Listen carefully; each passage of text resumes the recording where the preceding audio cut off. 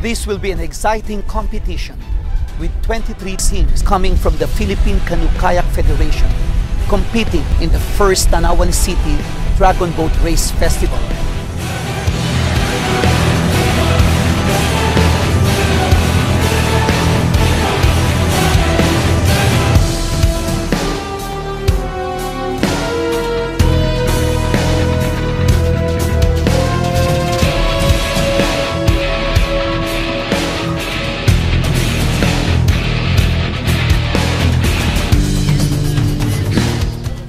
Malugod po namin kayo inaanyayahan dito sa Barangay Wawa na manood ng ating pong first Dragon Boat Race. Nagaganapin po sa November 23.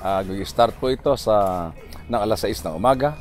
At bago po ang Dragon Boat Race sa November 23, meron din po tayong Rock for Sure, o yun pong rakrakan, concert po ng talokan ng mga 6 o 7 banda na patungkol po sa kalikasan. Kayo po lahat ay malugod na inaanyayahan ng Tanawan City Government na lumahok dito sa event na ito.